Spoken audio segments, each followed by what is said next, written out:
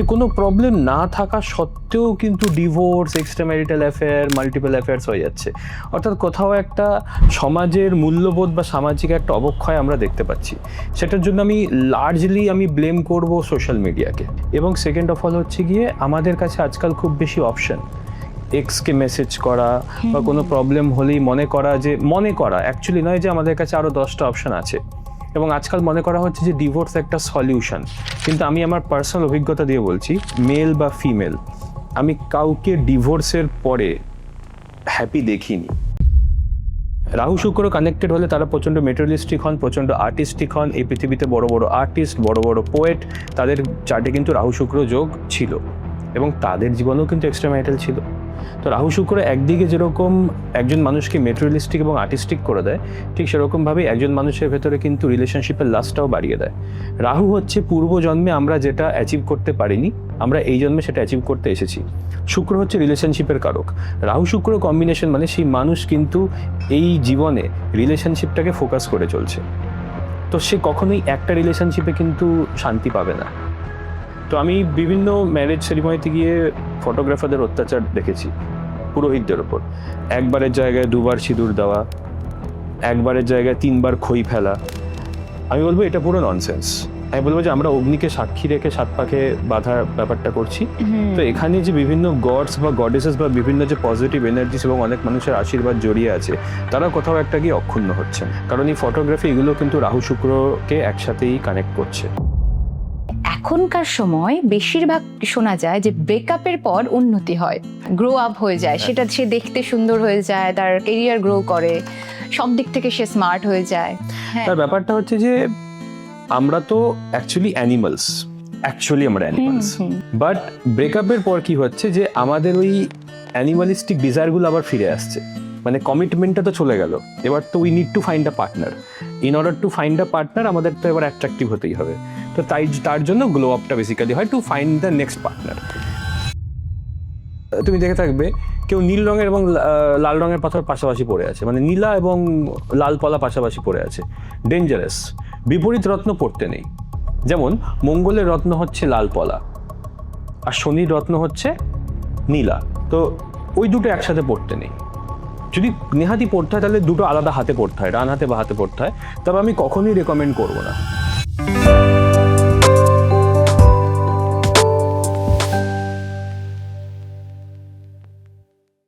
ভালোবাসা কি সত্যিই ভাগ্যে লেখা থাকে, নাকি আমরা নিজেরাই লিখে ফেলি জীবনের সিদ্ধান্ত?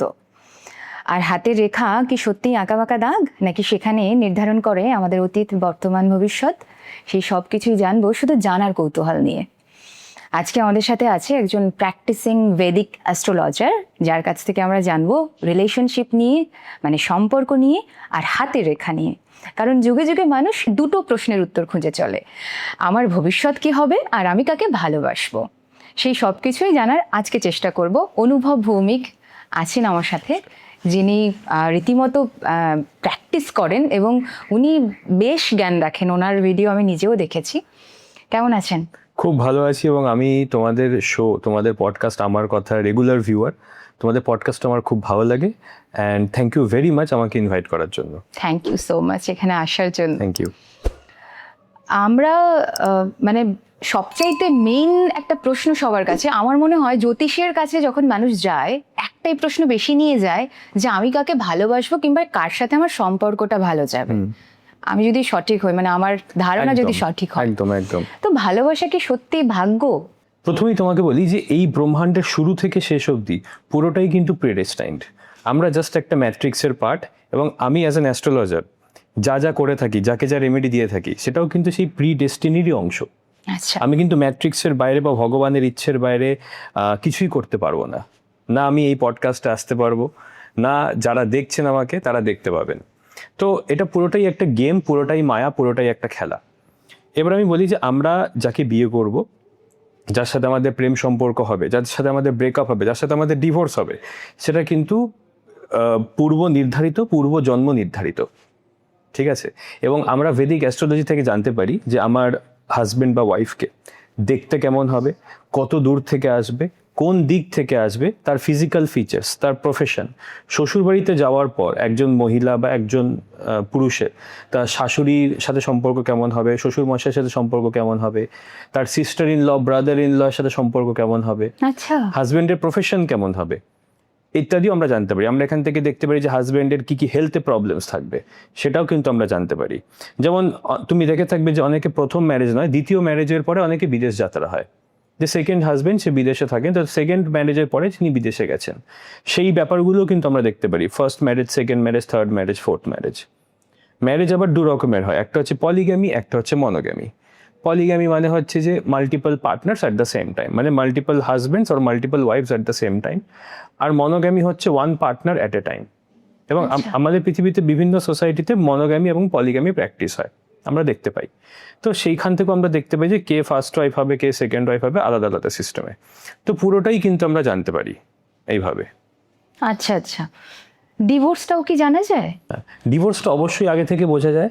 যেরকম আমি তবে একটা কথা বলতে চাই, এখন না সোশ্যাল নর্মসগুলো পুরো চেঞ্জ হয়ে গেছে, আগের মতো আর নেই। আগে যেমন 1985 আগের চার্টগুলোতে আমি দেখেছি যে সপ্তম স্থানে রাহু শনি মঙ্গল বসে আছে, তা সত্ত্বেও কিন্তু কোনো ডিভোর্স হয়নি বা কোনো ম্যারিটাল লাইফে ইস্যু হয়নি।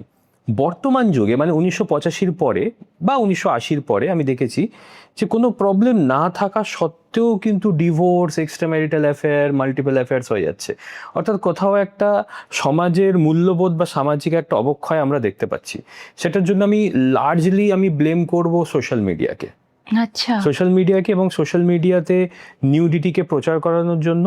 এবং সেকেন্ড অফ অল হচ্ছে গিয়ে আমাদের কাছে আজকাল খুব বেশি অপশন, এক্সকে মেসেজ করা বা কোনো প্রবলেম হলেই মনে করা অ্যাকচুয়ালি নয় যে আমাদের কাছে আরও 10টা অপশন আছে।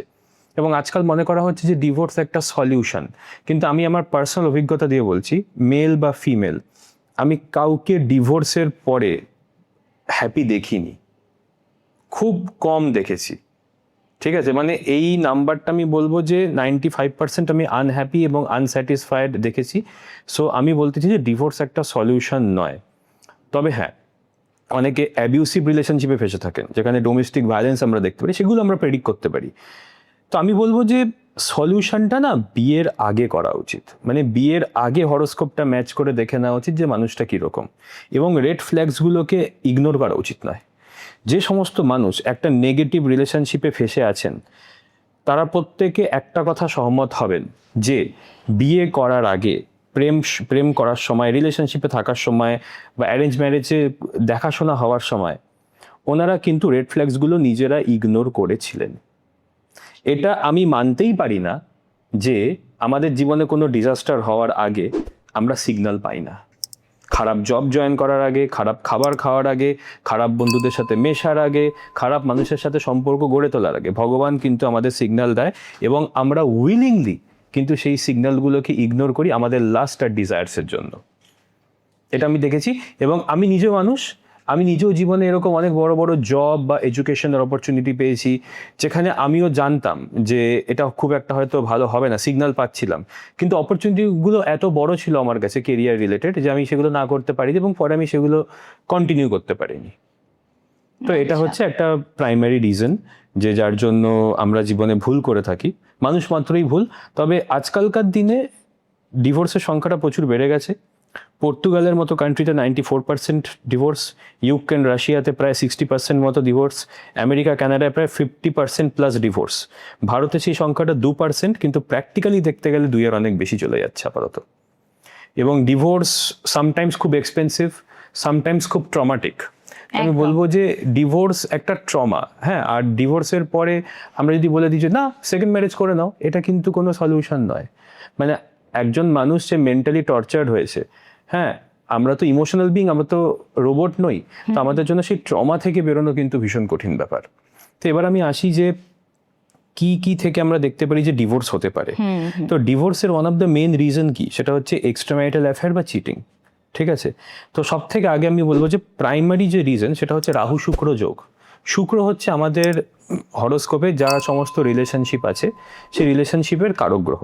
আচ্ছা, যার হরোস্কোপে রাহু শুক্র এই দুটো প্ল্যানেটের কম্বিনেশন আছে, মানে রাহু বা শুক্র একসাথে বসে আছে, ঠিক আছে, রাহু শুক্র কোনোভাবে কানেক্টেড বা একসাথে রাহু শুক্র কনজাংশনে আছে, তাদের কিন্তু এক্সট্রা ম্যারিটাল হওয়ার চান্সটা 90% বেশি।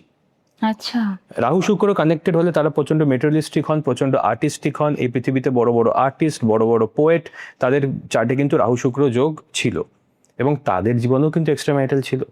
তো রাহু শুক্র একদিকে যেরকম একজন মানুষকে মেটেরিয়ালিস্টিক এবং আর্টিস্টিক করে দেয়, ঠিক সেরকমভাবেই একজন মানুষের ভেতরে কিন্তু রিলেশনশিপের লাস্টটাও বাড়িয়ে দেয়।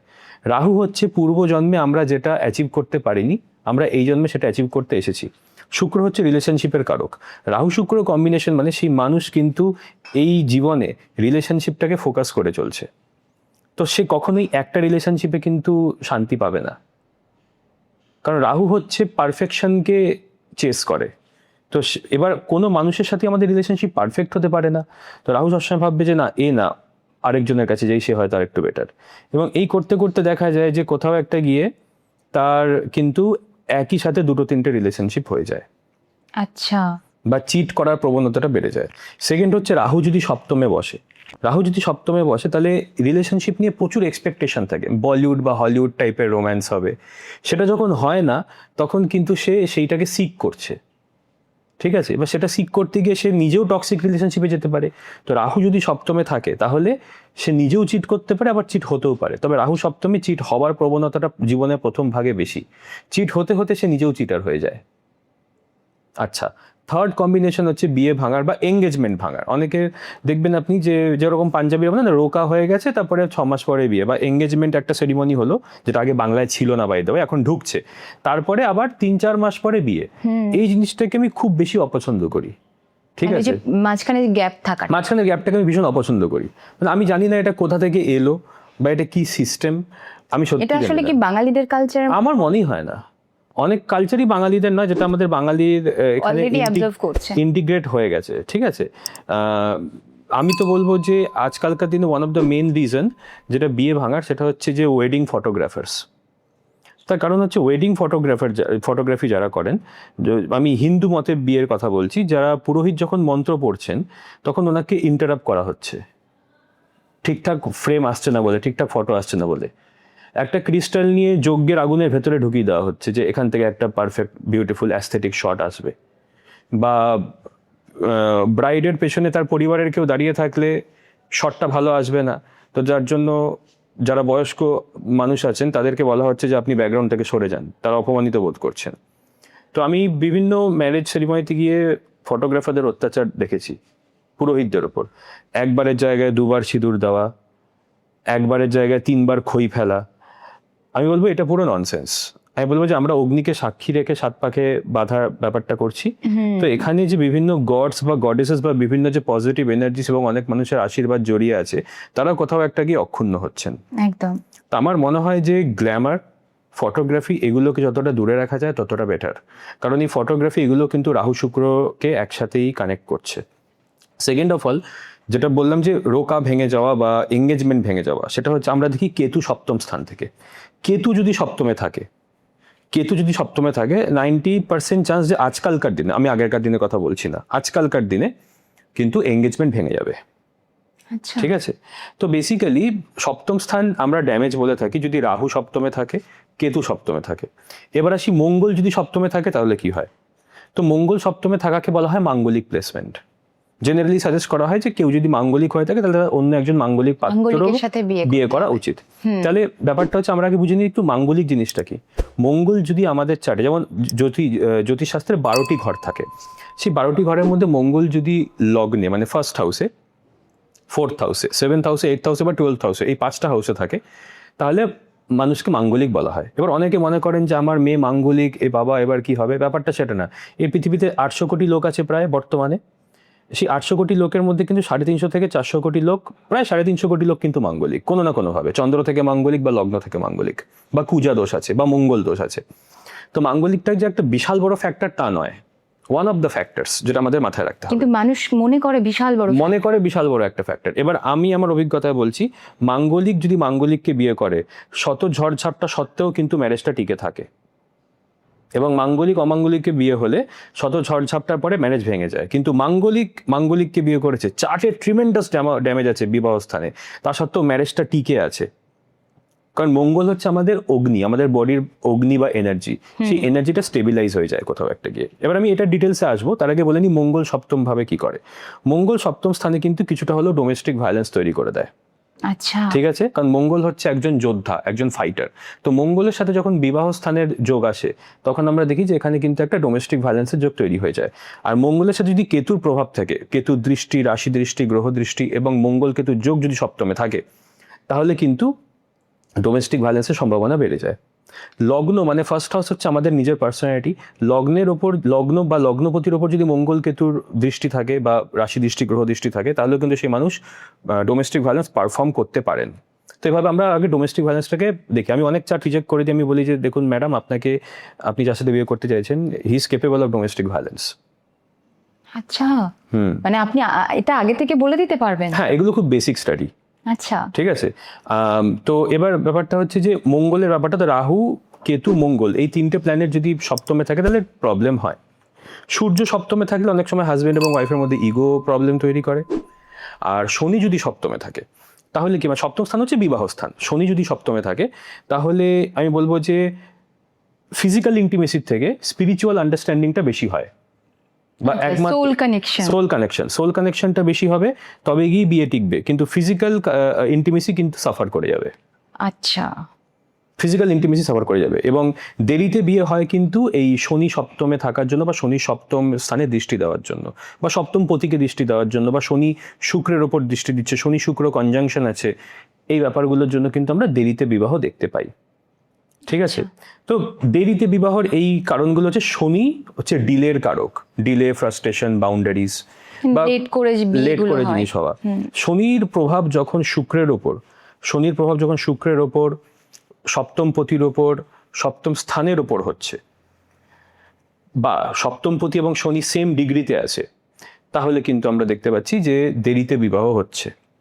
ঠিক আছে, এবং শনি কিন্তু আমাদেরকে দিয়ে একটু কম্প্রোমাইজ করিয়ে দেয়। মানে আপনি হয়তো ছোটবেলা থেকে বলিউড, হলিউড দেখে বড় হয়েছি আমরা ভাবি যে আমাদের ওয়াইফ বা হাজবেন্ড এরকম হবে, ঠিক আছে, খুব অসম কেউ একজন হবে, একটা ফ্যান্টাসি কাজ করে। শনি আমাদের সেই ফ্যান্টাসিটাকে ব্রেক করে দেয়, বা প্র্যাকটিক্যাল জায়গাটাতে আমাদের নিয়ে আসে। আচ্ছা, ঠিক আছে, তো এটা হচ্ছে শনির কাজ। রাহু হচ্ছে আমাদের ভেতরে লাস্ট বাড়িয়ে দেয়, অ্যাম্বিশন বাড়িয়ে দেয়, যে এই রিলেশনশিপটা পারফেক্ট হলো না, আমি আরেকটা রিলেশনশিপ আরো পারফেক্ট চেস করব, সেটা করতে গিয়ে এক্সট্রা ম্যারিটাল হয়। আর কেতু সপ্তমে কি করে, যে বলিউড টাইপের রোম্যান্স দিয়ে দেবে, কিন্তু এত ট্রমাটিক ব্রেকআপ দেবে যে সেই মানুষ বিয়ে থেকে মুখ ঘুরিয়ে নেবে আফটার 40s। তো কেতু পুরোপুরি মানে এত বেশি ট্রমা দিয়ে দেবে বিবাহ স্থানে, যে সে মানুষ কেতু মানে নিজের বিবাহ স্থান থেকে বিয়ের নাম করবে না, সে ভয় পেয়ে যাবে, সে ট্রমা থেকে ওভারকাম করতে পারবে না। ঠিক আছে, আচ্ছা, আরো কিছু প্লেসমেন্ট আছে, যেরকম লগ্ন হচ্ছে আমাদের পার্সোনালিটি।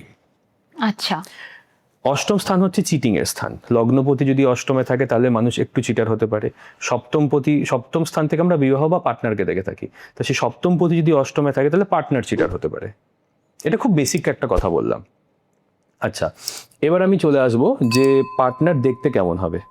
12টি রাশি আছে, সেই 12টি রাশিতে যদি আমাদের সপ্তম পতি মানে যে 7th লর্ড সে যে বসে থাকবে, সেই রকম কিন্তু পার্টনারকে দেখতে হবে। সপ্তম পতি যদি মেষ রাশিতে বসে থাকে তাহলে পার্টনার মাস্কিউলার হবে, মাসলস বেশি থাকবে, ফ্যাট কম থাকবে, skin colour bright brown to dark, ঘন ভুরু হবে এবং লিন হবে এবং অ্যাগ্রেসিভ হবে।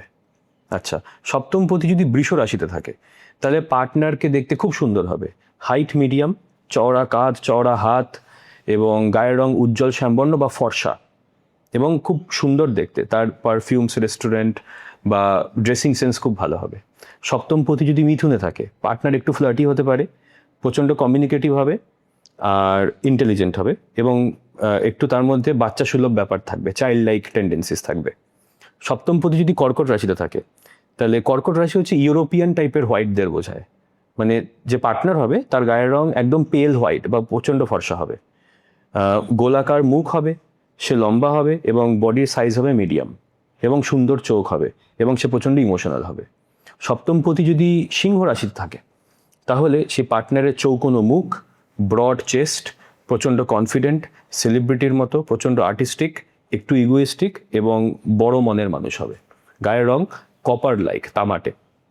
সপ্তম পতি কন্যা রাশিতে থাকলে গায়ের রং উজ্জ্বল শ্যামবর্ণ, প্রচণ্ড অ্যানালিটিক্যাল এবং প্র্যাকটিক্যাল, সপ্তমপতি তুলা রাশিতে থাকলে টল ডার্ক হ্যান্ডসাম বা tall fair handsome, excellent dressing sense, excellent hair and excellent body features এবং প্রচণ্ড এলিগেন্ট এবং ক্লাসি।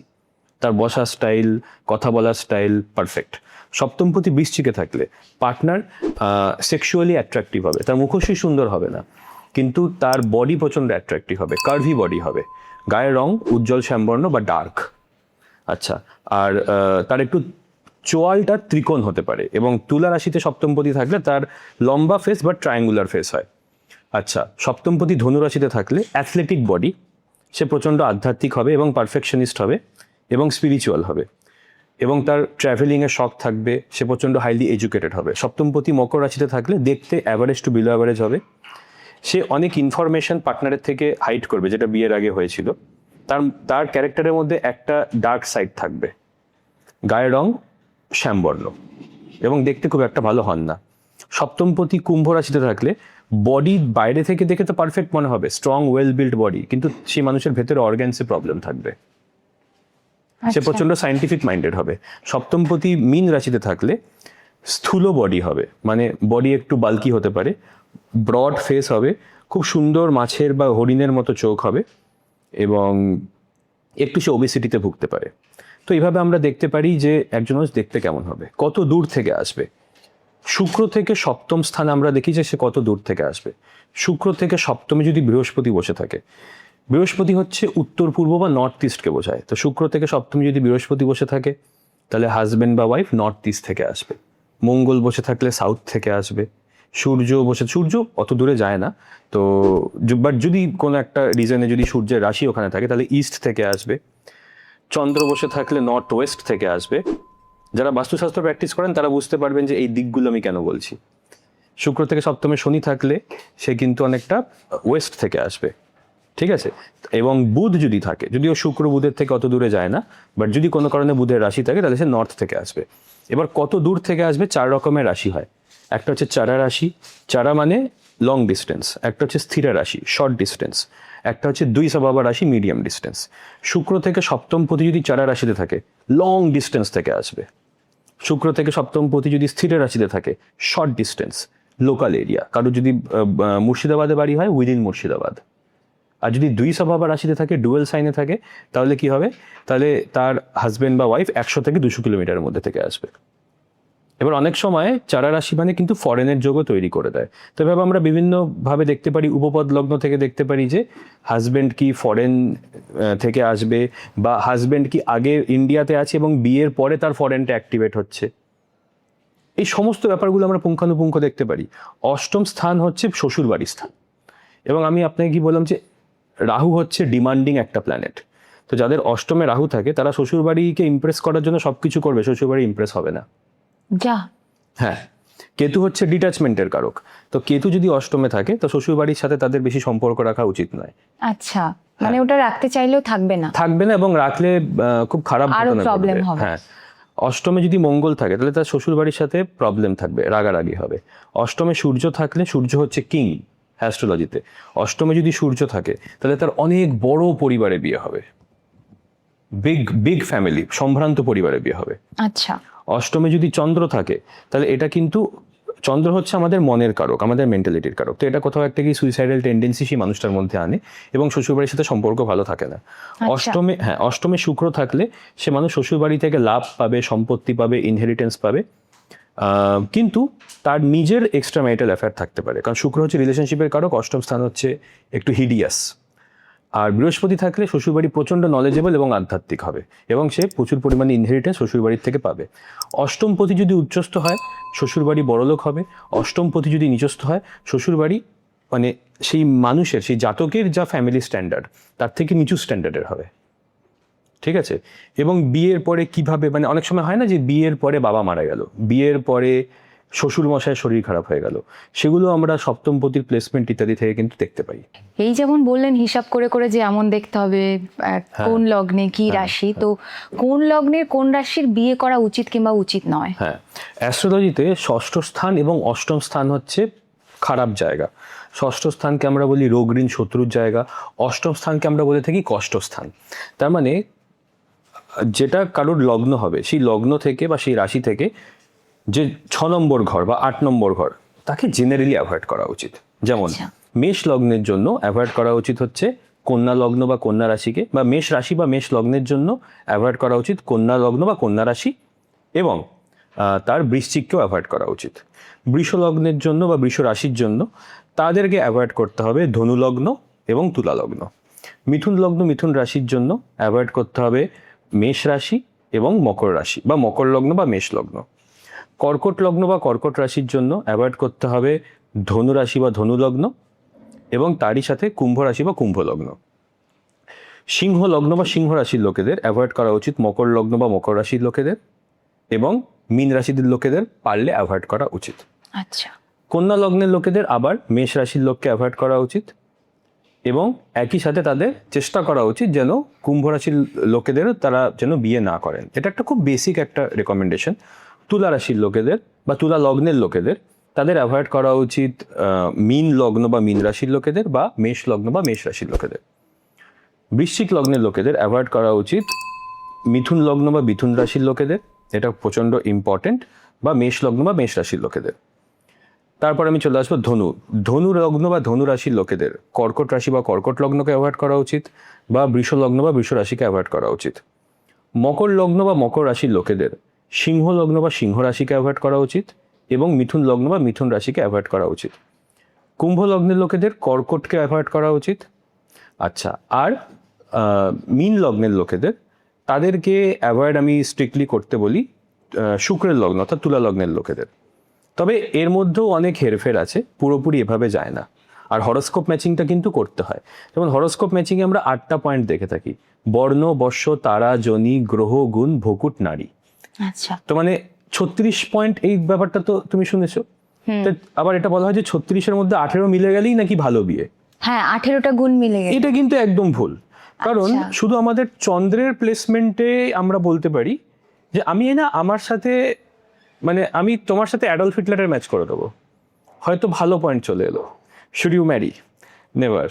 আমার সাথে হয়তো কোনো একজন সুপারস্টার, ধরো প্রিয়াঙ্কা চোপড়ার ভালো ম্যাচ করে গেলো, তার মানে কি ক্যান আই ম্যারি হার, বা সে কি আমাকে পছন্দ করবে? সেটা কখনোই নয়। তার কারণ এটা শুধুমাত্র চন্দ্র রাশির ওপর ডিপেন্ড, নক্ষত্রের উপর ডিপেন্ড করছে। এটা জাস্ট 10% অফ হরোস্কোপ ম্যাচিং। এবং এখানেই যারা অনেকে ট্র্যাডিশনাল অ্যাস্ট্রোলজার আছেন যারা ভুল করে থাকেন যে 24 পয়েন্ট হয়ে গেছে, ও তাহলে ঠিক আছে, ও মাঙ্গলিক ম্যাচ তাহলে ঠিক আছে। এটা কিন্তু মস্ত বড় ভুল। ঠিক আছে, এটা মস্ত বড় ভুল। আমাদেরকে সপ্তম স্থান, সপ্তম পতি, উপপদ লগ্ন থেকে দ্বিতীয় ভাব কেমন, নবাংশ চার্ট কেমন, সব কিছু দেখতে হয়। সব কিছু দেখতে হয়। যেরকম যেটা একটা ছক তো দেখেছো, ওই ছক ওরকম আরো 16টা ছক থাকে। তো ওই রকম 16টি ছকের মধ্যে একটি বিবাহের জন্য একটি আলাদা ছক থাকে, সেটাকে বলা হয় নবাংশ চার্ট। আচ্ছা। তো সেখানেও আমাদের অনেক কিছু দেখতে হয়, তবে গিয়ে আমি বলতে পারি যে হ্যাঁ, you can marry him or her. কারণ শুধু যদি পয়েন্ট দেখে বলি তাহলে তো আমি ডিজাস্টার করে দেবো, তো পয়েন্ট দেখে তো ব্লাইন্ডলি কখনোই যাওয়া উচিত নয়। এবং এই 8টা পয়েন্ট কিভাবে হয়? বর্ণে আমরা দিই 1 পয়েন্ট, বর্ষতে 2 পয়েন্ট, তারাতে 3 পয়েন্ট, জনিতে 4 পয়েন্ট। ঠিক আছে, এভাবে আটটাতে এরকমের ক্রোনোলজিক্যাল অর্ডারে পয়েন্টটা বাড়ে। তো 1 + 1 + 2 + 3 + 4 এভাবে 8 অবধি গেলে টোটাল 36 পয়েন্ট আসছে।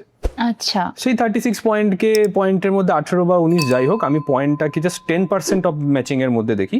বাকি আমি নিজে বিচার করি যে কে কার জন্য লাকি, কে কার জন্য আনলাকি। এটাকে বলে সিনেস্ট্রি, যে এই মানুষটা যদি এই মানুষের জীবনে আসে, লাক বাড়বে না লাক কমবে।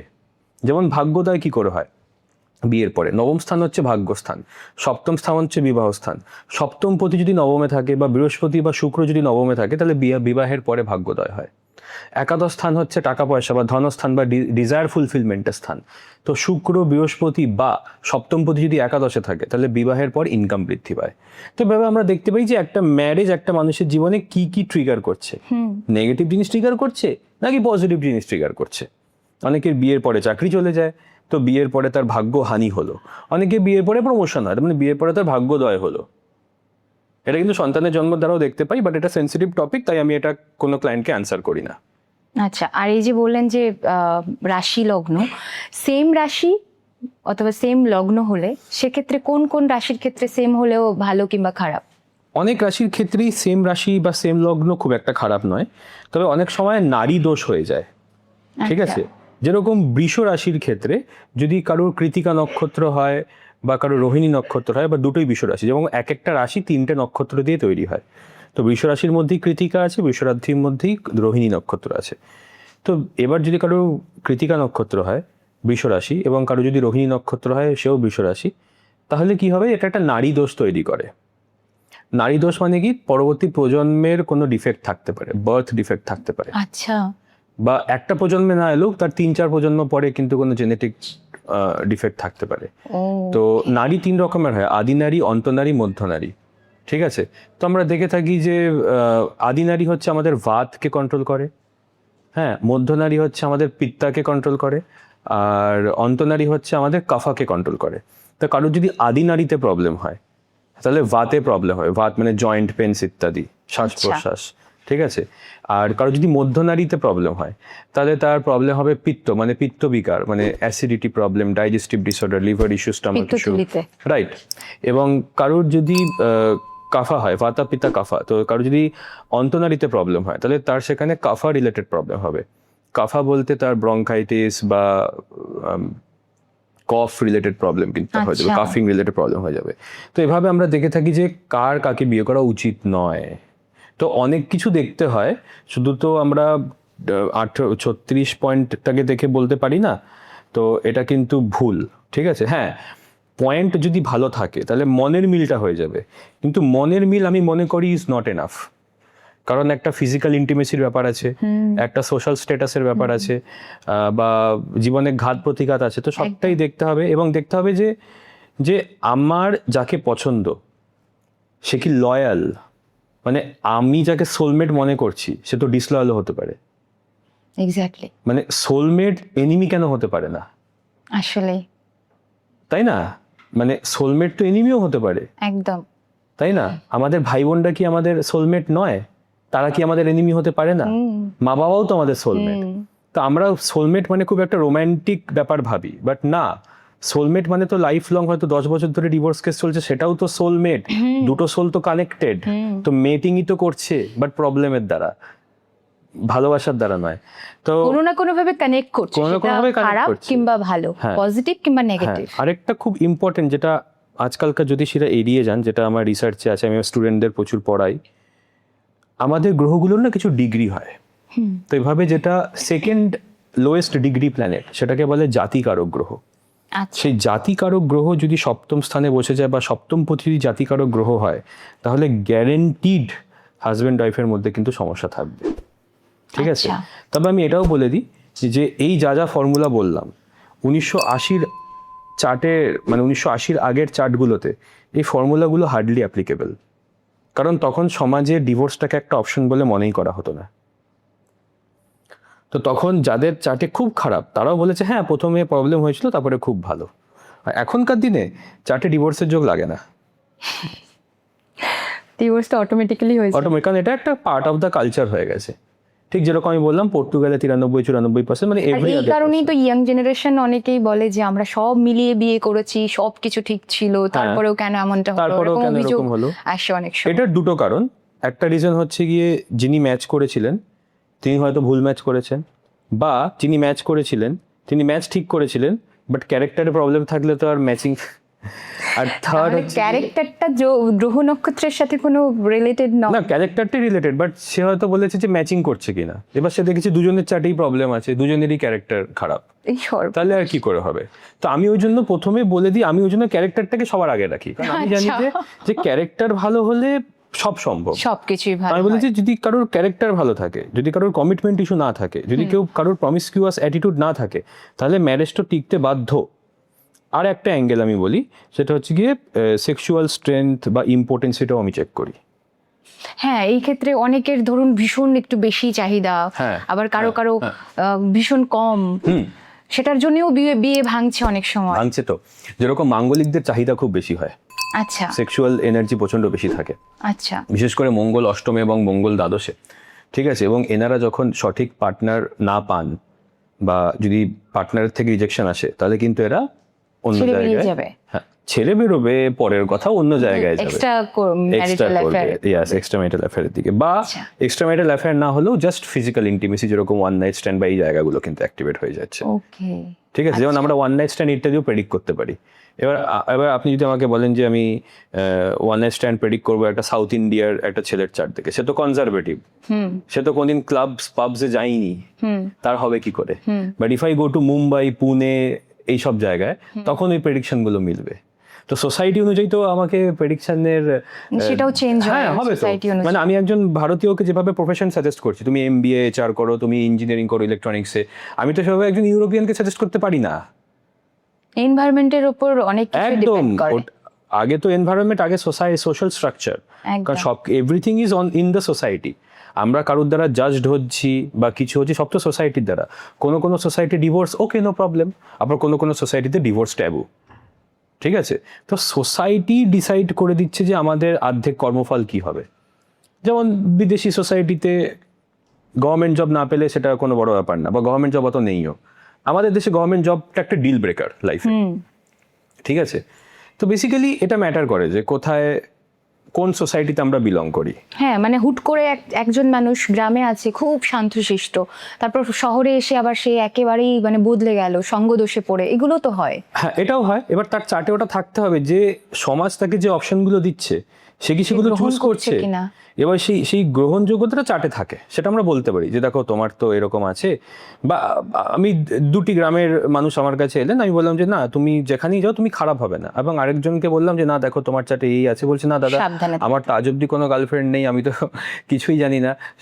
সে যখন সেই অপরচুনিটিগুলো পাবে সেই অপরচুনিটিগুলোকে এক্সপ্লোর করে ফেলবে। আচ্ছা, তো অ্যাস্ট্রোলজি থেকে আমরা পোটেনশিয়াল দেখি, আর যখন আমি তাকে সঠিক এনভায়রনমেন্টে পুট করবো সে সেরকম ভাবে ফাংশন করবে। ওকে, এই যে একটু আগে বললেন যে কিছু কিছু মানুষের বিয়ের পরে মানে প্রমোশন হয়, আবার কারো কারো চাকরি চলে যায়। এই ক্ষেত্রে এখনকার সময় বেশিরভাগ শোনা যায় যে ব্রেকআপের পর উন্নতি হয়। এটা হচ্ছে ইয়াং জেনারেশনের একটা ভীষণ একটা নীতি, মানে কথা হয়ে গেছে এটা। গ্লো আপ, হ্যাঁ, গ্রো আপ হয়ে যায়, সেটা সে দেখতে সুন্দর হয়ে যায়, তার কেরিয়ার গ্রো করে, সব দিক থেকে সে স্মার্ট হয়ে যায়। হ্যাঁ, তার ব্যাপারটা হচ্ছে যে আমরা সবাই অ্যাকচুয়ালি একটা প্রোডাক্ট। শুনতে খারাপ লাগছে, বাট আমি একজন প্রোডাক্ট। আমি কি প্রোডাক্ট? আমি একটা অ্যাস্ট্রোলজি প্রোডাক্ট। লোকে আমাকে পয়সা দিয়ে কেন কনসালটেশন বুক করবে? কারণ লোকে দেখছে he is a good product of astrology, এই ছেলেটা জানে, এর কাছে যাই। তো আমি তো অ্যাকচুয়ালি একটা প্রোডাক্ট। ঠিক আছে, যখন আমরা রিলেশনশিপে থাকি তখন আমরা মানে পেয়েই তো গেছি কাউকে, আর জিম গিয়ে কী লাভ, আর মেকআপ করে কী লাভ। তো বেসিক্যালি নিজের ওপর একটু অবহেলা চলে আসে। তো এটাই আমি রিজন বলবো, এটার কোনো অ্যাস্ট্রোলজিক্যাল রিজন সেভাবে বলবো না। আমি বলবো যে আমরা তো অ্যাকচুয়ালি অ্যানিমালস, ঠিক আছে। বাট ব্রেকআপের পর কি হচ্ছে যে আমাদের ওই অ্যানিমালিস্টিক ডিজায়ারগুলো আবার ফিরে আসছে। মানে কমিটমেন্টটা তো চলে গেল, এবার তো we need to find a partner. In order to find a partner আমাদের তো এবার অ্যাট্রাকটিভ হতেই হবে। তো তার জন্য গ্লো আপটা বেসিক্যালি হয় to find the next partner.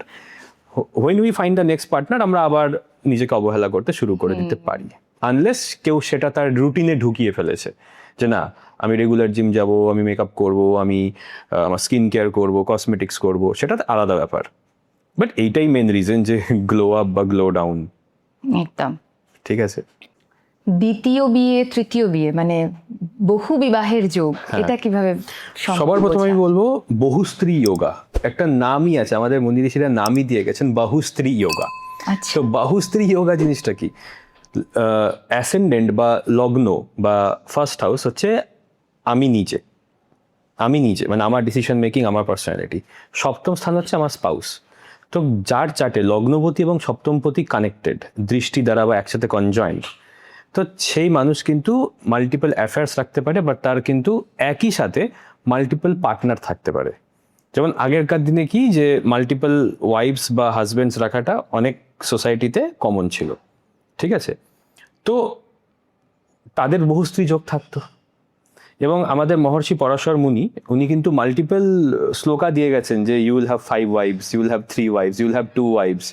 ঠিক আছে, ভেদিক অ্যাস্ট্রোলজিতে মহর্ষি পরাশর কিন্তু এরকম অনেক শ্লোক বলে গেছেন যে কারোর 5টা ওয়াইফ থাকবে, কারোর 3টে ওয়াইফ থাকবে।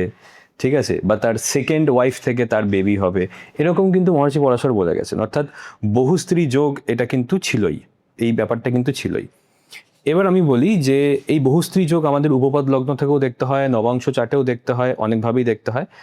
আর তাছাড়া এটা তো পলিগ্যামাস হয়ে গেল, যে আমি একই সাথে মাল্টিপল পার্টনার্স রাখছি। ঠিক আছে, তাহলে প্রথম ওয়াইফ, সেকেন্ড ওয়াইফ বা থার্ড ওয়াইফকে আমি কি করে দেখবো, বা প্রথম হাজবেন্ড, সেকেন্ড হাজবেন্ড বা থার্ড হাজবেন্ডকে কি করে দেখবো, যদি কেউ পলিগ্যামি প্র্যাকটিস করে থাকে, একই সাথে মাল্টিপল পার্টনার্স কেউ রাখছেন। তখন আমি সপ্তম স্থান হচ্ছে বিবাহ স্থান, প্রথম পার্টনার, পলিগ্যামির ক্ষেত্রে বলছি। তাহলে 9th হাউস হবে সেকেন্ড পার্টনার, থার্ড হাউস হচ্ছে হাউস অফ কো এক্সিস্টেন্স। তো নবম স্থান হচ্ছে সপ্তম থেকে তৃতীয়, তাই 9th হাউস হচ্ছে সেকেন্ড পার্টনার ফর পলিগ্যামি। নবম থেকে তৃতীয় হচ্ছে একাদশ, তো একাদশ স্থান হচ্ছে থার্ড পার্টনার। তো এভাবে আমরা ফার্স্ট, সেকেন্ড, থার্ড ওয়াইফ বা হাজব্যান্ড দেখে নিলাম। এবার আমি যদি মনোগ্যামিতে আসি, মনোগ্যামি মানে one partner at a time. তাহলে কি হবে, তাহলে প্রথম বিয়েটা ব্রেক করতে হবে, তবে গিয়ে সেকেন্ড বিয়েটা পসিবল।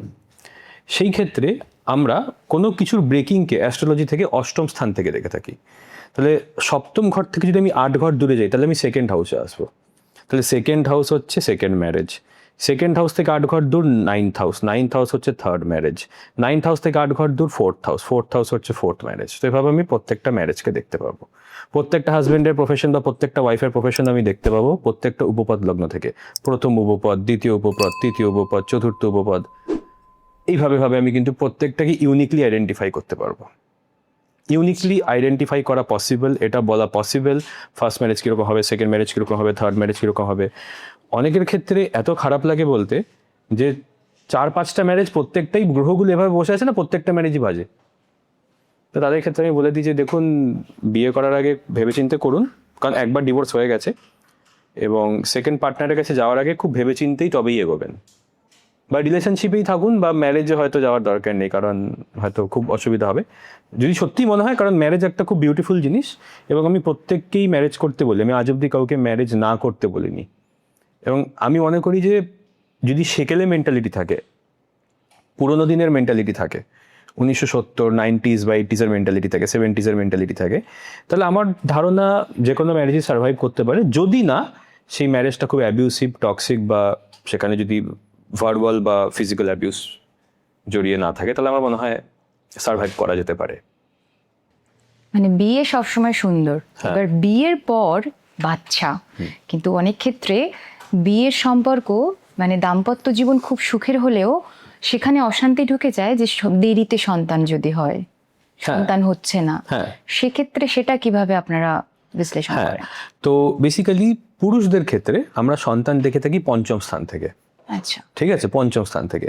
তো অনেকের যাদের বাচ্চা হতে অসুবিধা হয়, ঠিক আছে, বা যাদের মনে হচ্ছে যে কোনো মেডিকেল কন্ডিশন থাকতে পারে, সেক্ষেত্রে একটা বেসিক যে আমরা যোগ দেখে থাকি রাহু মঙ্গল যোগ, সেখানে কিন্তু অসুবিধা হয়। যদি পঞ্চমে মঙ্গল থাকে এবং রাহুর দৃষ্টি পঞ্চমে থাকে, বা যদি পঞ্চমে রাহু থাকে বা মঙ্গলের দৃষ্টি পঞ্চমে হয়, তাহলে কিন্তু সন্তান কনসিভ করানো বা সেই মেলটির একজন ফিমেলকে ইমপ্রেগনেট করাটা খুব কঠিন হয়ে যায়। আচ্ছা, খুব কঠিন হয়ে যায়। ঠিক আছে, তাছাড়া আমরা A3 আর A9 বলে দুটো জিনিস হয়, যেটা হচ্ছে গিয়ে বিক্রমপদ এবং ভাগ্যপদ। তো A3 এবং A9, AS3, AS9 যেগুলো সূর্যের গ্রহ অরুধা, সেগুলো যদি সূর্য থেকে 6, 8, 12 বা 2 ঘর দূরে থাকে, তাহলেও কিন্তু একজন মেল বা ফিমেলের কিন্তু বা তার স্পামের লাইফ ক্যারি করার ক্ষমতা থাকে না। আচ্ছা, হ্যাঁ, তো এই ক্ষেত্রে আমরা মেডিকেল ইন্টারভেনশনটা, অ্যাস্ট্রোলজিক্যাল রেমেডি না বলে আমি বলি যে ডাক্তারের কাছে যেতে। এখানে অ্যাস্ট্রোলজি নিয়ে আমার পাকাও মেরে লাভ নেই, আমি বলি ডিরেক্ট ডাক্তারের কাছে, এটা আমার কেস নয়। একদম ঠিক আছে, বেসিক যে রেমেডি সেটা আমি দিয়ে দিতে পারি। মহিলাদের ক্ষেত্রে বিবাহের জন্য মহিলাদের জন্য প্রেগনেন্সির ক্ষেত্রে বা প্রেগনেন্সির যে 10 মাস, সেই জার্নিটার জন্য নবম স্থান দেখা প্রচণ্ড ইম্পর্টেন্ট। পঞ্চম স্থান থেকে তো আমরা সন্তান দেখবই, কিন্তু নবম স্থানটাও মহিলাদের ক্ষেত্রে দেখতে হয়। এবং নবম পতি যদি ড্যামেজড হয়, তাহলে মিসক্যারেজ হয়, বা during the time of pregnancy বিভিন্ন রকমের শরীর খারাপ হয় বা প্রবলেম হয়। আর প্রেশারটা কোত্থেকে আসে? ফ্রম দ্য বেলি টু দ্য বটম, রাইট? যখন চাইল্ডের নর্মাল ডেলিভারি হচ্ছে, তো সেই প্রেশারটা শুরু হয় পঞ্চম স্থান থেকে, কারণ পঞ্চম স্থান হচ্ছে আমাদের এই চেস্ট এরিয়া, নিচের এরিয়াটা, অ্যাবডোমেন। আচ্ছা, তো যদি পঞ্চম স্থানে পাপি গ্রহ বসে থাকে কোনো মহিলার, তো ওনার লেবার পেনটা মারাত্মক হয়। এবং শনি থাকলে অনেক সময় লেবার পেন খুব কঠিন হয়ে যায় পঞ্চমে শনি থাকলে। আচ্ছা। তো মহিলাদের ক্ষেত্রে নবম এবং পঞ্চম দুটো স্থানই ভালো থাকতে হবে। মহিলাদের যে গাইনিকোলজিক্যাল ইস্যু হয় তার জন্য আমরা শুক্র দেখি। শুক্র যদি ড্যামেজড হয়, শুক্র যদি নবাংশে নিচস্থ হয়, তাহলে কিন্তু গাইনিকোলজিক্যাল ইস্যুস থাকে। ঠিক আছে, অনেকে জিজ্ঞেস করেন যে অনুভবটা আমাদের তো প্রথম বেবি হয়ে গেল, সেকেন্ড বেবির জন্য কি যাব? সেই ক্ষেত্রে কিন্তু সেকেন্ড বেবিকে আমরা দেখে থাকি সপ্তম স্থান থেকে, because it is third from fifth. তো সেই সময় আরেকটা যেটা আমি করি, যে প্রথম যে বাচ্চা হয়ে গেছে তার চার্টে তার ভাই বোনের ভাগ্যটাও আমি দেখে নিই, যে তার ভাগ্যটা তো তার ভাই বোনকে ডিনাই করছে না, তো তার ভাগ্য কি তার ভাই বোনকে ডিনাই করে দিচ্ছে? বা তার চার্ট কি বলছে, সেই তার চার্ট কি ভাই বোনের কোনো শারীরিক অসুবিধা থাকতে পারে এটা কি দেখাচ্ছে? সেটাও আমি দেখি, সেটাও ইম্পর্টেন্ট। তারপরে আমি বলি যে yes, go for it, but take medical help or ডক্টরের তত্ত্বাবধানে, কারণ ultimately medical science is ultimate. সেখানে তো অ্যাস্ট্রোলজিক্যাল সায়েন্স তো তুলনা করতে পারেন। আমরা একজন মানুষকে প্রেডিক্ট করে হেল্প করে দিতে পারি যে হ্যাঁ এই ডায়েটটা করুন, এটা খাবেন না, বাট প্রবলেম হয়ে গেলে তো মেডিকেল সায়েন্সই আলটিমেট। সেখানে আমি অ্যাস্ট্রোলজি নিয়ে কোনো রেমেডি দিতে পছন্দ করি না, জাস্ট একটা সাপোর্টিভ মন্ত্র বা কোনো টোটকা দিয়ে দিতে পছন্দ করি। একদম। এই যে পাথরের একটা প্রচলন আছে এবং খুব কাজ করে, অনেকেই বলেন, যারা পড়েন তারাও বলেন, সবচাইতে ভয়ঙ্কর পাথরের নাম কি? সব থেকে ভয়ানক পাথর হচ্ছে নীলা। তো নীলা পড়াটা জেনারেলি সবার জন্য কিন্তু সেফ নয়। তো নীলা কারা পড়তে পারে? নীলা হচ্ছে ব্লু স্যাফায়ার, শনির পাথর। তো শনি হচ্ছে শুক্র এবং বুধের বন্ধু। শুক্র, বুধ এবং রাহুর বন্ধু হচ্ছে শনি। তো যাদের শুক্রের লগ্ন, বুধের লগ্ন এবং রাহুর লগ্ন, তাদেরই একমাত্র শনির পাথর পড়া উচিত। আচ্ছা, তো শুক্রের লগ্ন কি? বৃষ এবং তুলা। বুধের লগ্ন কি? মিথুন এবং কন্যা। আর শনির নিজের লগ্ন মকর, এবং রাহু শনির জয়েন্ট লগ্ন হচ্ছে কুম্ভ। তাহলে এই কটি, কুম্ভ লগ্ন, মকর লগ্ন, মিথুন লগ্ন, কন্যা লগ্ন, বৃষ লগ্ন, তুলা লগ্ন, এই 6টি লগ্নের লোকেরা কিন্তু নীলা পড়তে পারে। আচ্ছা। তো নীলা স্পেশালি কারা পড়তে পারে তার মধ্যেও আবার আছে। এই লগ্নের লোকেরা সবাই নীলা পড়তে পারে না। আমার নিজের মকর লগ্ন, আমি কিন্তু নীলা পড়ে নেই। আমার লগ্নপতি শনি, আমার মেন প্ল্যানেটই শনি, কিন্তু আমি কিন্তু শনির পাথর পড়ে নেই, কারণ শনি আমার তৃতীয় অবস্থান করে ভাগ্যস্থানকে দেখছে। শনির পাথর কেউ তখনই পড়তে পারে যদি শনি স্বরাশি হয়, মানে নিজের রাশি মকর বা কুম্ভে থাকে, অথবা শনি ষষ্ঠে যদি বসে থাকে। যদি শনি ষষ্ঠ স্থানে বসে থাকে তাহলে কিন্তু সেটা শনির বেস্ট প্লেসমেন্ট, তাহলে সে শনির পাথর পড়তে পারে। শনি যদি ষষ্ঠ স্থানে না বসে বা শনি যদি স্বরাশি না হয়, তাহলে আমি জেনারেলি শনির পাথর পড়তে জেনারেলি সব থেকে বেশি মানা করি। আচ্ছা। তো শনির পাথর এই পৃথিবীতে খুব কম লোক পড়তে পারে, এবং খুব কম লোকেরই শনির পাথর পড়া উচিত, এবং খুব কেয়ারফুল না হয়ে পড়া উচিত নয়, এবং পড়লেও অল্টারনেট রেমেডি সিক করা উচিত, বা কোনো অসুবিধা হলে খুলে রাখা উচিত। এবার পাথর হচ্ছে পৃথিবী তত্ত্ব। যদি কোনো গ্রহ পৃথিবী রাশিতে, মানে আর্থ সাইনে বসে থাকে, মানে বৃষ, কন্যা এবং মকরে বসে থাকে, তবে আমরা মেইনলি পাথরটা সাজেস্ট করে থাকি। ঠিক আছে, কোনো প্ল্যানেট যদি জলরাশিতে বসে থাকে, ঠিক আছে, তাহলে আমরা বলি দান করতে, কারণ ওয়াটার ফ্লোজ। জলরাশি কি কি? কর্কট, বৃশ্চিক এবং মীন। কোনো প্ল্যানেট যদি জলরাশিতে বসে থাকে তাহলে আমরা জেনারেলি দান করতে। কোনো রাশি, কোনো গ্রহ যদি অগ্নি রাশিতে বসে থাকে, যেমন মেষ, সিংহ বা ধনু, তাহলে আমরা বলি যজ্ঞ করতে বা হোমা করতে বা হাবান করতে। ঠিক আছে, আর কোনো প্ল্যানেট যদি বায়ু রাশিতে বসে থাকে, বায়ু হচ্ছে কমিউনিকেশন, ইনফরমেশন, বায়ু রাশি কি কি? মিথুন, তুলা এবং কুম্ভ, তাহলে আমরা বলি মন্ত্র জাপ করতে। বাট জেমস্টোন আমি সমস্ত রাশির ক্ষেত্রেই সাজেস্ট করে থাকি। আমি দেখি যে কোনটা বেস্ট হতে পারে সেটাই। আর জেমস্টোন পড়ার সময় আমাদের কিন্তু বিপরীত রত্ন পড়তে নেই, মানে শনি মঙ্গলের শত্রু। অনেকে তুমি দেখে থাকবে কেউ নীল রঙের এবং লাল রঙের পাথর পাশাপাশি পড়ে আছে, মানে নীলা এবং লাল পলা পাশাপাশি পড়ে আছে, ডেঞ্জারাস। বিপরীত রত্ন পড়তে নেই। যেমন মঙ্গলের রত্ন হচ্ছে লাল পলা, আর শনির রত্ন হচ্ছে নীলা, তো ওই দুটো একসাথে পড়তে নেই। যদি নেহাতি পড়তে হয় তাহলে দুটো আলাদা হাতে পড়তে হয়, ডান হাতে বা হাতে পড়তে হয়, তবে আমি কখনোই রেকমেন্ড করব না। ঠিক আছে, আচ্ছা, শুক্রের এনিমি হচ্ছে বৃহস্পতি। শুক্রের পাথর হচ্ছে ওপাল বা ডায়মন্ড বা জার্কন, এবং বৃহস্পতির পাথর হচ্ছে পোখরাজ বা টোপাস বা সিট্রিন। তো এই দুটো জেনারেলি একসাথে না পড়া ভালো, কারণ এই দুটো যদি কেউ একসাথে পড়ে নেয় ওয়েট গেইন, ডায়াবেটিস ইত্যাদি হয়ে যায়। চন্দ্র এবং বুধের পাথর আমি অনেক সময় একসাথে পড়তে মানা করি, আনলেস আমি চার্ট দেখে রেকমেন্ড করছি, কারণ চন্দ্র এবং বুধ এদের মধ্যে শত্রুতা আছে। চন্দ্রের পাথর হচ্ছে মুক্তো, বুধের পাথর হচ্ছে পান্না, এই দুটো মানা করে থাকি। বুধের রাশি কন্যাতে শুক্র নিচস্থ হয়, যার জন্য বিবাহের আগের 1-1.5 বছর পান্না পড়তে মানা করা হয় এবং বিবাহের পরের 1-1.5 বছর পান্না পড়তে মানা করা হয়। এই রুলগুলো কিন্তু অনেকে জানেন না। আবার অনেকে কি করেন যে কেতু খুব খারাপ, ক্যাটসাই পড়ে নিল, মঙ্গল প্রচণ্ড খারাপ, গ্রহযুদ্ধে আছে, খারাপ নিচস্থ হয়ে আছে, লাল পলা পড়ে নিল। তার মানে কি, একটা প্ল্যানেট অলরেডি প্রতিকূল অবস্থায় আছে, তারা অলরেডি আবার সেই প্রতিকূল প্ল্যানেটের পাথর পড়ে সেই প্রতিকূল প্ল্যানেটটাকে পাওয়ার দিচ্ছেন, তাতে কিন্তু আরও বেশি অ্যাক্সিডেন্ট বা মিসহ্যাপসের চান্স বেড়ে যাবে। আচ্ছা, হ্যাঁ, সবসময় অনুকূল গ্রহের পাথর পড়তে হয়, মানে যে গ্রহটা লগ্ন অনুযায়ী শুভ এবং স্ট্রং তারই পাথর পড়তে হয়। কারণ অনেকে কি করেন যে পাথর দিয়ে সবটা রেমেডি করতে চান, একদম ভুল। রত্ন, রুদ্রাক্ষ, মন্ত্র, দান, টোটকা, রিচুয়াল, উপোস সব মিলিয়ে আমরা একটা রেমেডি কনস্ট্রাক্ট করি। শুধু পাথর কেন? শুধু পাথর কেন? ঠিক আছে, পাথর হচ্ছে one of the way, one of the remedies, not all the remedies. আর হাতে আমি জেনারেলি মনে করি 1 বা 2টির বেশি পাথর পড়া উচিত নয়, 1 বা 2টির বেশি নয়, এবং বিপরীত রত্ন তো পড়াই উচিত না। এবং আমি অলমোস্ট কাউকেই রাহুর পাথর গোমেদ এবং কেতুর পাথর ক্যাটসাই সাজেস্ট করি না। কেতুর পাথর ক্যাটসাই আমি একমাত্র সাজেস্ট করি বৃশ্চিক লগ্নের লোককে, কারণ লগ্নপতি কেতু।